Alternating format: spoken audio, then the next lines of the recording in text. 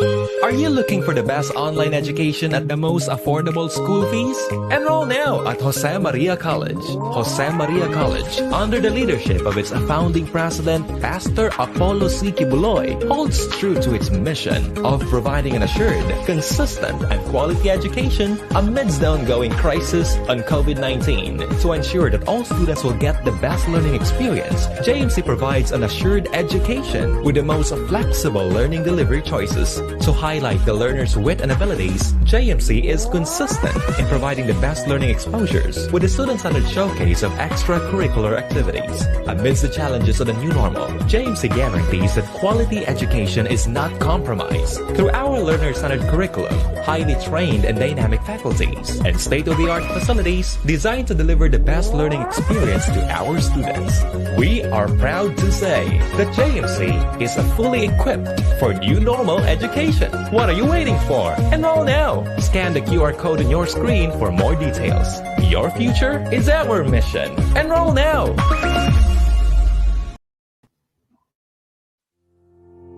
Do you want to have a lab life? Are you a person who is curious, process-oriented, accurate, self-sufficient, and fascinated by science? Do you have keen observational skills, good color perception, and manual dexterity? Are you able to work under pressure, work alone and with a team, and are accountable and responsible? Then you might just be one of the many who is qualified for a lab life. Enroll in BS Medical Laboratory Science Technology or BS in Medical Technology at Jose Maria College. There is a vast landscape of opportunities waiting in the field of medical laboratory science work. You can choose where you want to spend your lab life with. Medical technology professionals are mostly sought after in hospitals, private laboratories, university research labs, public health facilities, biotechnology companies, specialty labs, scientific equipment sales.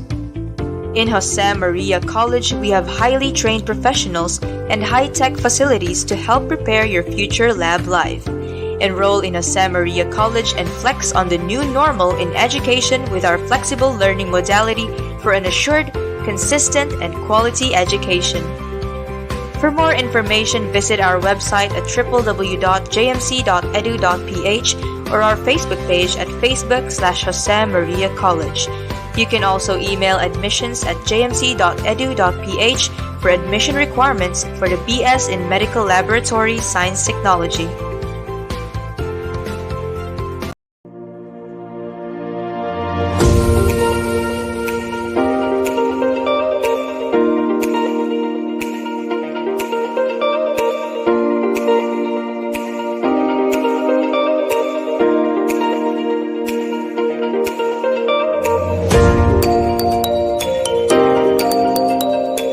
Well, the new learning setup actually both challenging and convenient, especially for working student like me.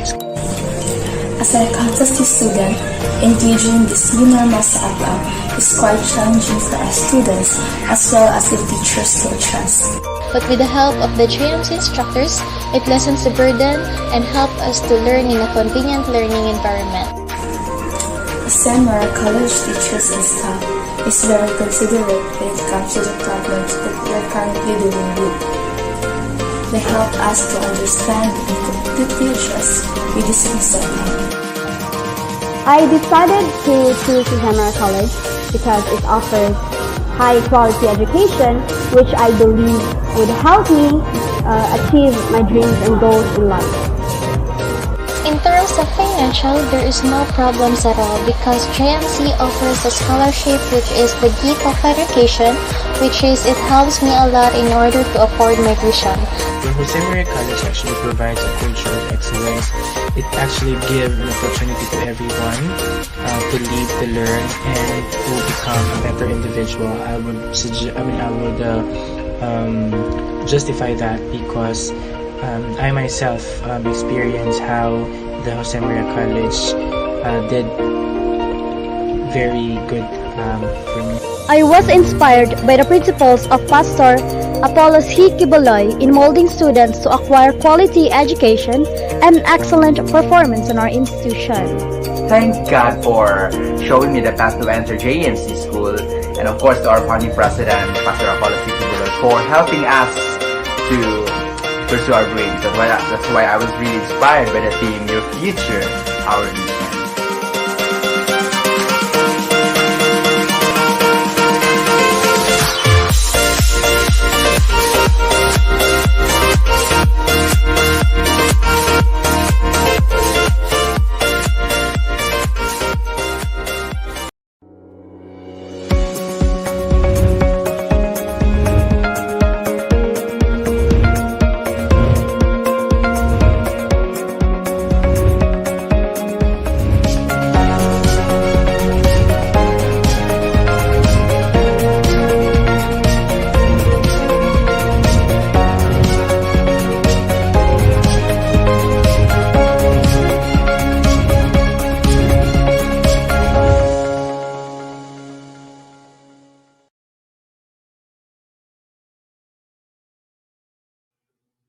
Good evening, J. Marians and the rest of the viewers.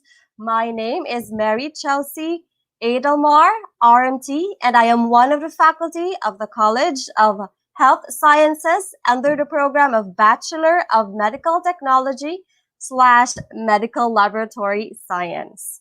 So this evening, for 1 hour, you will be with me and we will be learning and discussing about the different patient preparations and specimen requirements that each of you need to know whenever you need to go to the laboratory for testing.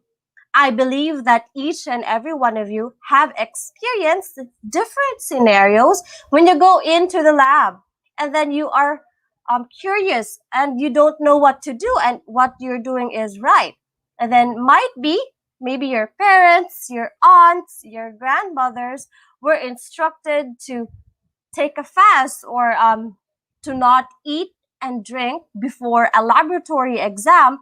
But then when they went into the laboratory, the medtech said it is okay and it is not needed for their laboratory exam. So with all that questions in your mind, what to do, what to prepare when you go to the laboratory for testing, we will clarify each of those and then we will give you specific instructions, enlightenment, and informative data that you will be using and you will be applying soon when the pandemic is over, and then when you go to the different laboratories that you go in to have your testing done. So I hope that we will have a very fun and informative episode for tonight. Let's tune in. Okie dokie. So let's start. So the JMC Medtech Hour is an initiative of the College of Health Science under the program Medical Technology. We are in partnership with JMC Creatives and Marketing Office, the JMC Communications, and the JMC's Information Technology Office. So for this whole hour, we will be discussing all about medical technology and medical laboratory science procedures, techniques, and processes. So for this episode, we will be specially dealing with patient preparation and specimen requirements. So what is this po, ma'am? Ano po ito? So in layman's term, when you go to the laboratory, you are asked to have blood work. Ibig sabihin, kukunan kayo ng dugo, magpapass kayo or you're about to pass your urine samples, your stool samples, and there are specific instructions for those different samples in the lab. And also for the different blood works, it requires different testing. It also requires different preparation for you as a client. This is very applicable to our senior citizens or those who are undergoing their monitoring testing. What are those monitoring testing? those who have diabetes, they have to go often to the laboratory to have their blood work done to check their sugar level in their blood. So as with patients who are hypertensive, they also need to go every so often in the laboratory to have their blood work done to check their lipid profile, their cholesterol levels in their blood. So basically, these are the clients that needs to go at least every 3 months, 4 months, or 6 months for their lab work. Also, you go to the laboratory because you need these tests for your employment physical examination, your what do you call this? Your physical exam for the school. And when you go abroad, there are also things that you need to prepare for your medical examination. Okay? So disclaimer, always when I get to be the host of the Medtech Hour, I show morbid pictures or like real pictures on what medical technologists receive in the laboratory that is related to patient preparation and specimen requirements.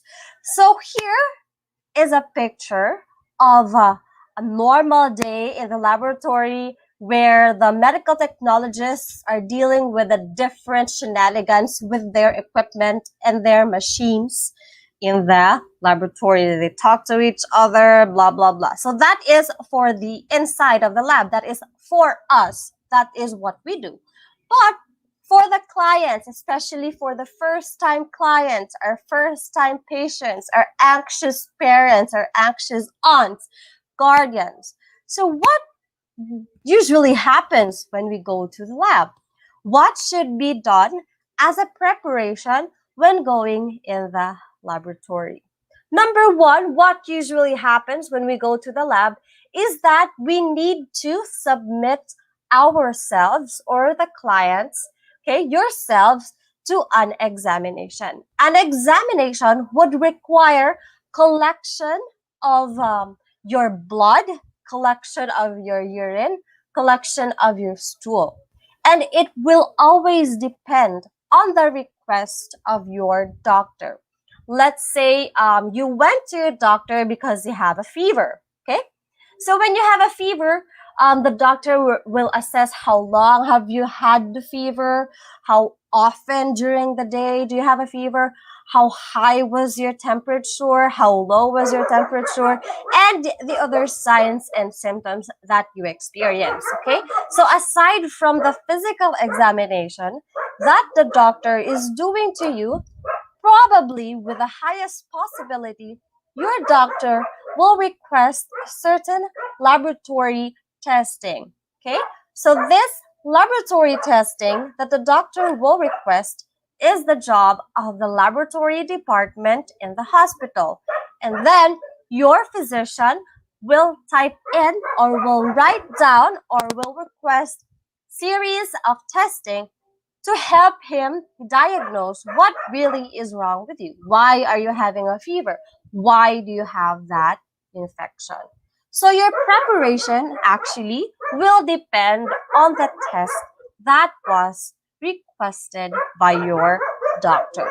But mostly we need to collect your blood, your stool, and your urine, and also we deal with other body fluids. So first things first, when you go to the laboratory, it is mandatory and it is highly encouraged that you provide your physician's order, okay? Your physician's order or your doctor's request. Just like when you buy medicine, your doctor will give you a prescription and then you show it to the pharmacist in the pharmacy. That is the doctor's order for you for your medication.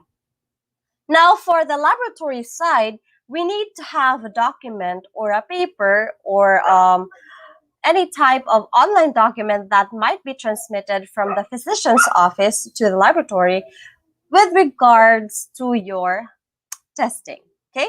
So we need that piece of document from your doctor for you so that we know and we can assess what type or what are the kinds of testing that we're gonna do for you, okay? So here's what was I talking about. So you go to the lab because it is your doctor's request, it is for your checkup, fever, diarrhea, cough, and etc. Okay.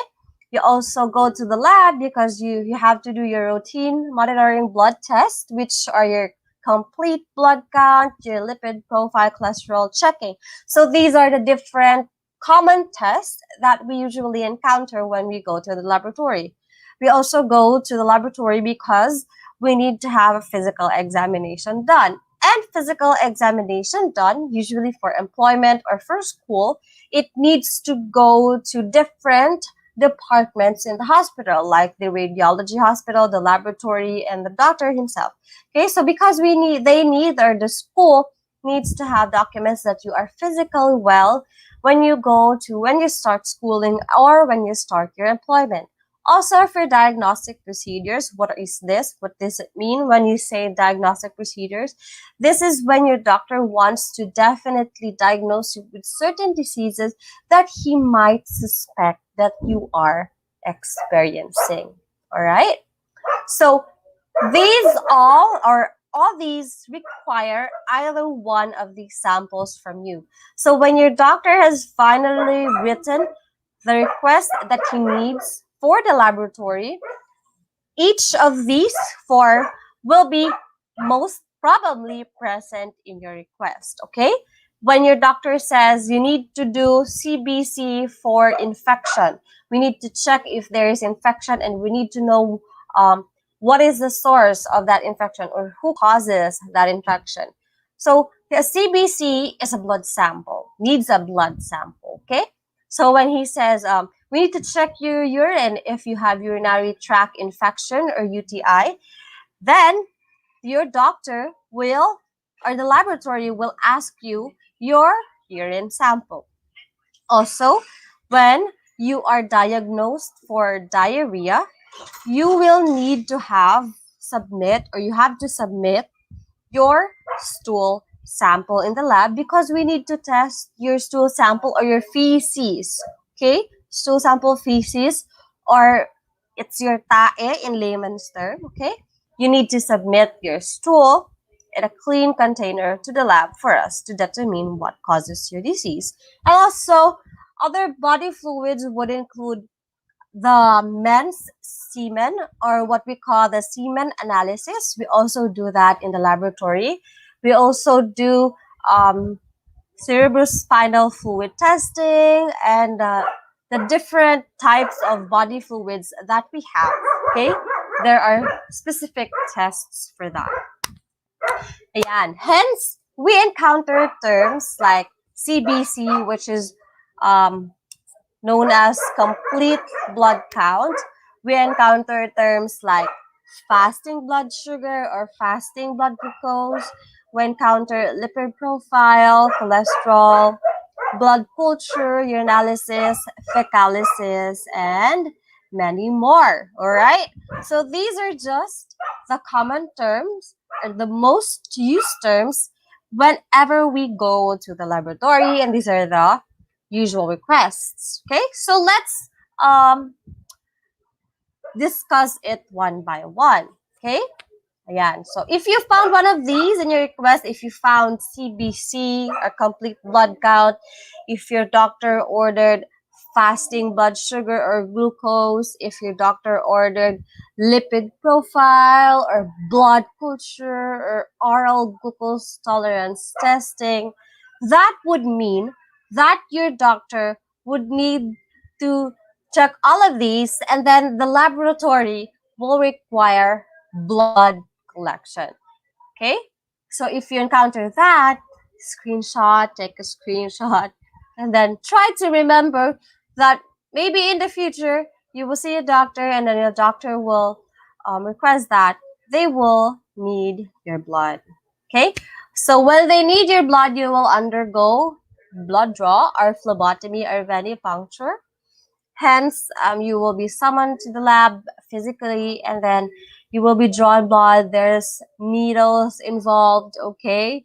So, but I believe that the practicing medical technologists in the field are well versed enough for them, so that their patient will be properly educated before the procedure, so that our clients or you will not be anxious whenever you go to the lab as if you have no idea what's going on, okay?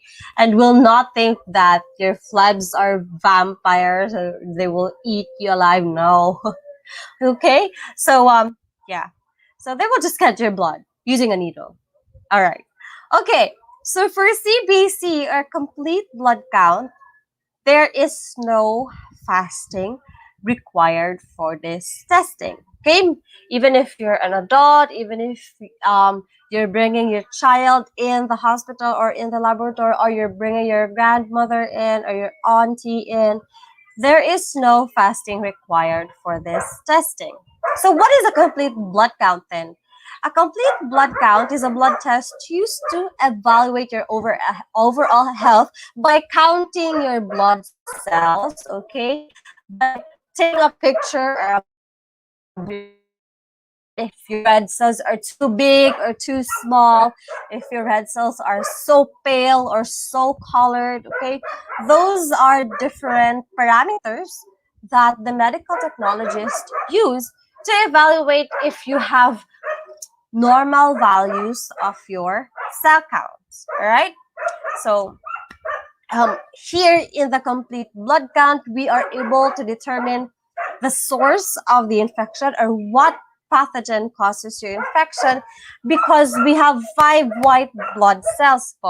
The different 5 white blood cells, whenever one of them is high, it would mean that there is either bacterial infection, parasitic infection, allergic reaction, viral infection, okay? So those the doctor will know once the CBC is out. Also, for dengue patients, they also use CBC to check the platelets. Okay? So kasi po, usually in dengue patients, critical ang ating results for the platelets because this is where your virus attacks or it's the side effect of having your dengue fever. Alright, so that is done through CBC as well. We are able to count the platelets. Hence, because we are just taking a picture, generally evaluating your blood counts and your cell counts, we don't require the patient ever fast. There is no fasting involved. What is fasting po, ma'am? Well, fasting would mean that you need to not eat. There is no eating and drinking for a certain period of time until the time that you are gonna go to the laboratory and get your blood done. What is an example of a blood work or a blood test in the laboratory that needs fasting? Here it is. It's your FBS, or usually called your fasting blood sugar / glucose. It depends on the laboratory that's performing the test, okay?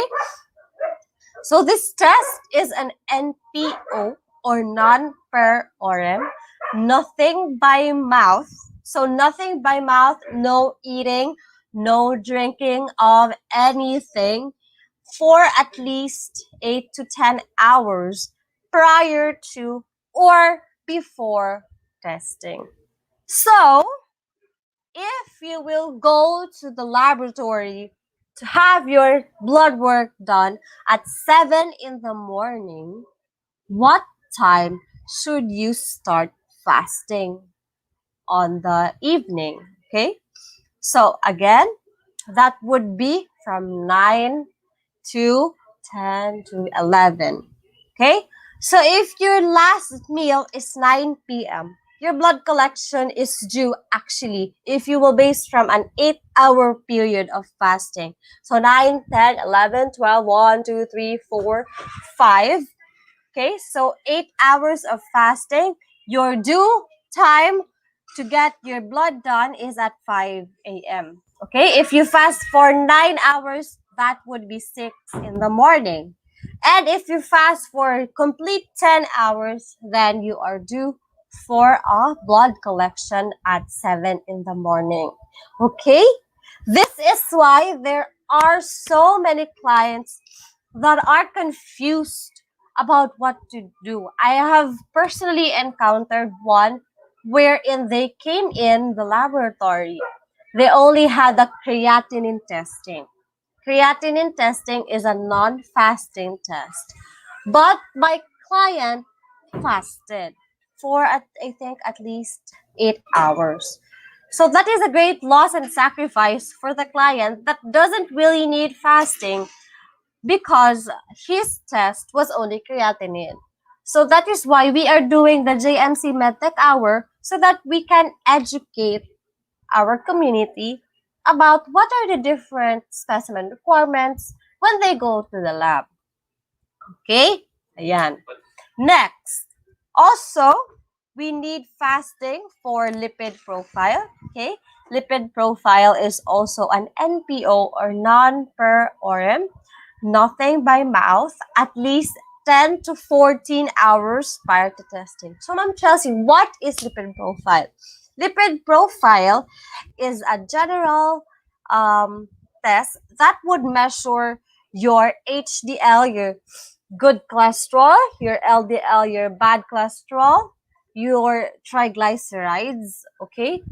So these are the components of your lipid profile that we test, okay? So what is this, why is this important? Maybe your doctor is assessing for cardiovascular disorders, you know, because it's related to high cholesterol, hypertension, and the like, okay?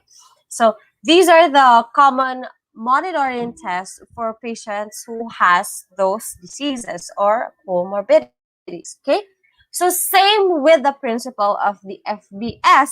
If your last meal was 9 p.m., blood collections should be due at 7 to 11 in the following day, right? So you have to count 10 to 14 hours. Ma'am Chels, question. What if I have FBS and lipid profile at the same time? Well, good question. Now, if we go back to this slide, it says that FBS needs to fast for 8 to 10 hours and lipid profile needs to fast for 10, minimum of 10 hours, maximum of 14 hours. So we will go in between. Usually, it is recommended that when a person or a patient has lipid profile and FBS at the same time, you are advised to fast for 10 hours. Now, that is the usual case. But do not say, you have to remember that you have to ask the permission of your physician if it's okay with him, right? So ask your physician that I'm going to do this. I'm going to fast for 10 hours since I have fasting blood sugar, fasting blood glucose, and lipid profile at the same time, right? So that I will be able to meet the requirements of both testing. I'm sure that will be very fine. Okay. Now, this is a different, we are still in the blood sample. Okay. Next test is what we call the blood culture. Okay. A blood culture is done so that we will be able to to find germs. What are the germs? A bacteria or a fungus that causes an infection in your blood. Okay, blood culture is a non-fasting test. Usually it rules out septicemia or bacteremia. Meaning, when you have septicemia or bacteremia, your infection is very high that the doctor now is apprehensive if you have the germs or the pathogen in your bloodstream swimming all over your body. Okay? So usually, the blood culture can be done 2 times or 2 sites. So when you see 2 sites, the phlebotomist will collect both 2 sides of your body, meaning right arm or left arm. Okay, if the doctor would request just one side, so you're lucky because you will only be having one blood draw. But if the doctor will request 2 sides of blood culture, then you have to do you have the poking will be done to you twice. Okay, so most of the time the patients are afraid of this, especially if the blood culture is done for outpatient. Kasi nga, ikaw ba naman tutusukan ng 2 beses sa laboratory? Minsan nga, yung iba natatakot pa na 1 beses lang kukunan ng dugo. How much more if you will be poked twice, di ba? So, ganun. Alright. Ayan. So, hindi ko nakikita ang mga comments ninyo, guys. So, wait a moment. I wanna see if may comments kayo, suggestions and questions. Okay. So, we will answer those later. But I wanna see comments. Ayan. So hello po sa aking 5 million viewers. Share nyo naman po itong ating live. Kasi this is a very informative topic that will help a lot of the netizens. Yung mga nanay, tatay at mga auntie nyo dyan na pumupunta sa laboratory. Yes po. Para naman malaman nila kung ano yung dapat gagawin when they go to the laboratory. Ayan, good evening, Sir Jason. Ayan, alright. Okay, next. Ayan, so that is an example of blood culture collection. Ayan. So it will go directly to the bottle. Your blood will go directly to the bottle. So there is no risk of exposure, okay, for outside contaminants during blood collection. Okay, so this is oral glucose tolerance test. Usually, ginagawa for pregnant women. So if ever you have been pregnant and stuff like that, you have encountered this type of testing. So this one is a fasting test, okay? Upon going to before going to the laboratory, you are required to fast for 8 hours, okay? Nothing by mouth, drinking or eating foods or drinks, nothing by mouth. And then after that, you will have to go to the laboratory, have your first blood work done. Now, depending on the amount of glucose or liquid glucose that will be given to you, it will depend upon the time interval of your series of blood collection. So for example, you are given just the normal 50 gram, let's say, or 75 gram oral glucose. So after fasting po, pupunta kayo sa lab, kukunan kayo ng dugo. So that first sample is your fasting blood sugar test. And then the phlebotomist will give you a drink, a glucose drink. Okay, so what is a glucose drink or sugar drink? Meaning matamis. You have to drink all of that liquid in one sitting in front of the phlebotomist. And then the phlebotomist will time 1 hour after the moment you finish drinking for another set of blood work or blood extraction. Then you will be asked or instructed to stay in the waiting room and not drink anything nor eat anything because we still need to do another round of blood extraction after an hour. Okay? So why do we need to do that? Because your doctor wants to assess if you have diabetes, how your metabolism tolerates sugar in your body. Usually, this is for type 2 diabetes or gestational diabetes mellitus testing. Okay? So remember, not all blood tests require you to fast. Make sure to call your hospital's laboratory to verify your testing preparation prior to having it done. So, kailangan nyo talagang i-make sure doon sa laboratory na pupuntahan ninyo and to your doctor's office about the preparations that you need to do before you go to them. Kasi baka nag-fasting kayo, tapos hindi siya kailangan. Tapos, hindi naman kayo nag-fasting, tapos kailangan siya. So, most of the time, i-reject kayo ng laboratory. Kaya maraming beses na may pabalik-balik sa lab because they were not able to satisfy the specimen requirements. Okay? So let's move on to the urine testing. Now we move to the urine samples. Okay? So tapos na tayo sa blood. Okay? Punta naman tayo sa urine. So bakit nga ba chinecheck ang urine? Because we need to check your overall health status. We need to diagnose a certain medical condition if you have pain in urination, if you have high frequency of urinating at night, and of course, ayan, monitor a medical condition. So, ayan. So, sa mga may UTI dyan, palagi tayong pinapaihi, no? Kahit na masakit na ang pag-iihi. That is why, because there are information that we need to get from your urine sample. Excuse me po, ha? Wait a minute. Ayan. Okay, I'm back. So, usually, there are rejections for urine analysis. Okay? Bakit po? Kasi mali yung pinapadala nila or ginagamit nilang containers for urinalysis. They use the empty tawas bottle that they use at home. They pee in the cup and then they send it to the lab.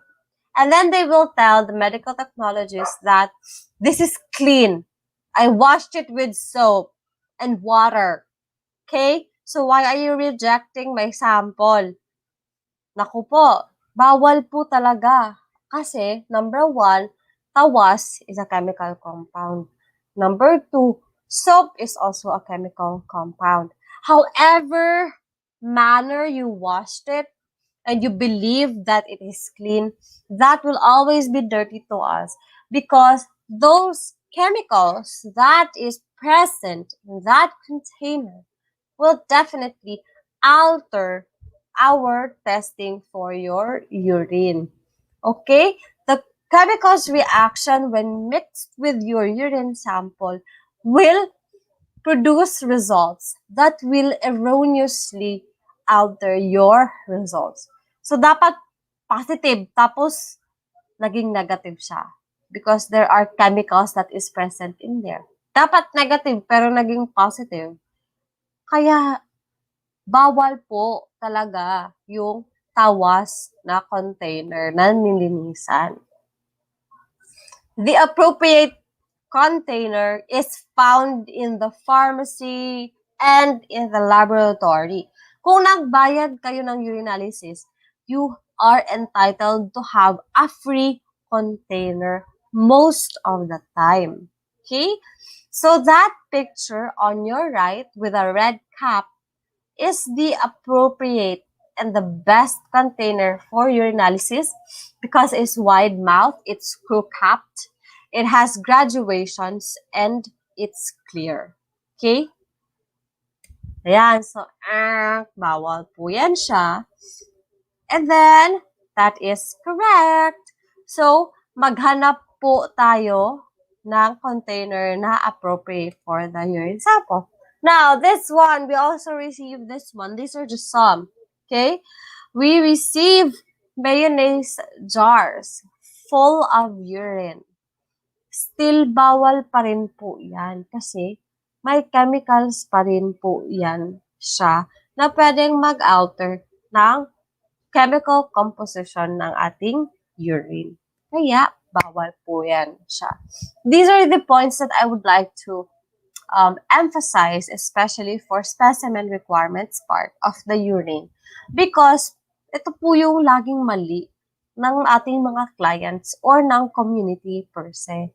So, kailangan natin silang i-correct because they are wasting their money, their time, and their effort when they go to the laboratory, and the laboratory will always reject these types of specimens. Okay? So, paulit-ulit lang po siya na cycle. And then the public needs to know what should be done. Kaya, kailangan alam natin kung ano yung dapat gawin.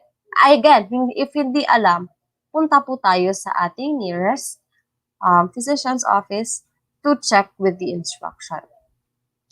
Now, how will you collect your urine sample pag may urinalysis na test si Doc? Iihilang ba diretso? Ganun? May instance kasi, actually, na dapat, if possible, we collect using the midstream clean catch collection. So this is like the cleanest way for you to obtain a clean sample without contaminants. Ano po yung clean sample, Ma'am Chelsea? Kasi po, ang ating urinary tract, we shed our epithelial cells a lot. So our skin cells inside, we shed them all the time, especially when we urinate or remicturate. So we don't want that our urine specimens are full of epithelial cells because that will alter our counting of the cells. Kaya kailangan midstream clean catch po siya. So how do you collect clean catch? So here is the video. Okay, let's watch the video.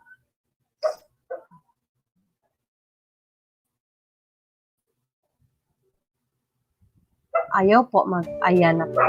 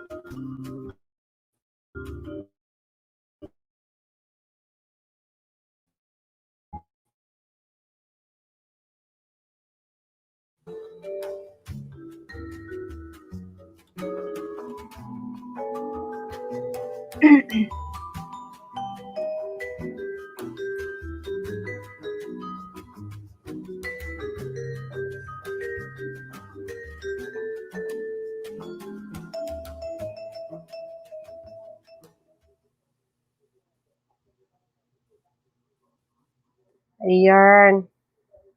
So, ayan. Yun po yung midstream clean catch collection. So, di ba, napaka-tedious niya po. You have to wash your hands before you collect your procedure. You have, if you don't have the wipes that is provided from the hospital, if you have sanitary wipes with you, you may do so. Especially for females, which are very prone for contamination. Yung procedure niya po na you have to use your 2 fingers to open your labia and wipe it down. Kasi po, kailangan we have to obtain the optimum clean specimen. And then you start to urinate, and then in between your urination, you catch that specimen and then make sure that the cup is half full or 3/4 full, and then continue urinating into the toilet bowl. So that is why we call it midstream clean catch collection, because we are cleaning And then we are catching in between your urination to obtain the optimum specimen. So, and then we have to to take note that the usual volume for your urine sample is like this, 90 ml. Okay? Kasi po, we are expecting that you are able to pass through urine. Okay? Tumatanggap lang ata ng lab, depende sa kanilang mga SOP or standard operating procedures ng less than 5 ml if may reasonable reason si patient or may diagnosis na he or she is experiencing kidney disease or failure or something like that. Okay, so also when you send your specimens in the lab, you have to write your name, okay, on the body of the container, not on the screw cap, not on the yung blue part na dyan. You also write your date of birth. You write the date of collection. Okay, for example, today is June 9, so you write your collection June 9. My name is Juan de la Cruz. My birthday is January 1, 1990. Date of collection, June 9, 2021. Time of collection, 6:47 p.m. Kasi po, dapat you have to transport your urine sample an hour after you have tested or after you have collected the specimen. Within 1 hour rather. Within 1 hour of passing your urine, dapat na-submit na siya sa laboratory. So this picture is an example of a pediatric urine bag. Pag ang ating mga babies ay hindi makaihi, di ba nagda-diaper po sila? So we push that or we put that in their genital area to catch their urine. Now we go to the stool sample or yung mga pagtatae. Ayan, yung ating mga poops na ipapass natin sa laboratory. So usually this is for health checkups, physical examinations or PE ng ating mga employees at ng ating mga bata for their annual PE in the school year. So definitely, your fecalysis or your stool exam is used to determine if you have parasitic infections. Okay, we process your stool sample, we look it under the microscope, and then we determine if you have a parasite or not. If we determine if you have ascaris or not. We determine if you naamoy bulate, if you have the bulate or not. Okay? So, let's proceed to the container. Okay. My colleagues have experienced patients who put their stool in paint cans. Ano po yung paint cans? Yung lalagyan po ng pintura. Okay? And mayonnaise jar. And mind you, it is full on the top. Make it drop. Ganun. So, puno ng taig. Parang ginawang toilet bowl yung paint cans and yung mayonnaise bowls. Okay? So, Madam and Sir, hindi po ganun. Number one, bawal po ang paint cans and ating jars in the container as your stool sample. Mali po siya. Kasi may mga chemicals po ang mga paint cans dyan na ilalagay natin. No? Nahahalo siya sa feces, mag-a-alter po siya ng results ng inyong stool. Okay? The appropriate stool container for your stool is this one na may parang spoon inside or spatula. That is for the medical technologist to grab a sample of your stool and process it. Actually po, my dear J. Marians, thumb size lang po usually yung kailangan namin for your stool sample. Hindi po yung isang buong ice cream box ninyo na binibigay sa lab or yung isang buong paint can. At yung isang buong mayonnaise jar. Hindi din po cellophane. Okay? We need your stool sample to be inside a clear, sterile container for testing. Ganyan. Okay? Kasi maliit lang yung kailangan ng ating mga medtechs for testing. So, yun po sila yung mga check and mga check natin na urine container. Also, this one is also a check for your urine container. So, just like your urine container, no, the serious stool. So just like your urine container, we have to obtain informations like your name, your date of birth, your date of collection, and the time of collection.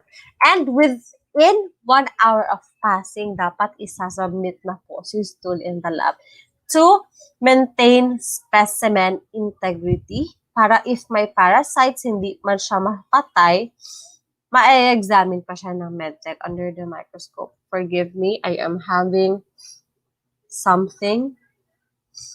Excuse me. Ayan. So why do we need to satisfy the laboratory's different specimen requirements? Okay? Your laboratory test results will highly depend on it. If upon submission of the sample is wrong or if mali na yung pag-submit ng sample ninyo or yung pag-prepare ninyo for the specimen, the result will also be incorrect. So imagine if nag-lie kayo sa inyong phlebotomist, you lied to the phlebotomist that you fasted when in fact you did not. Your fasting blood sugar level will definitely increase and your doctor will definitely know. And then babalik at babalik pa rin kayo sa laboratory to do the testing again and again and again. Ayan. So, ganyan. So, kaya kailangan ma-inform ang ating community about the different specimen requirements and patient preparations when you go to the lab. Also, it is important that the community understands the different preparation and requirements needed for specific tests conducted in the laboratory. Furthermore, we advise that you talk to your physicians first for your patient preparation before you go to the lab to verify information, correct and true information. So, ayan. That is it, mga kapamilya, kabarkada, kapuso. That is the end of my talk. So, we are going to mention our shout-outs. Okay, hello po. Ayan, so sabi ni Ma'am Jaja, maayong gabi sa tanan, watching from College of Business Education. Ayan, thank you so much po, Ma'am Jaja, for watching. Ayan, si Ma'am Jelay, what are the requirements po? So, Ma'am Jelay, if you are watching, anong test po yung ina-ask nyo for a requirement? Ayan, para masagot naman natin. Comment po ulit, Ma'am Zelay, if ano po yung ina-ask nyo na test. Okay?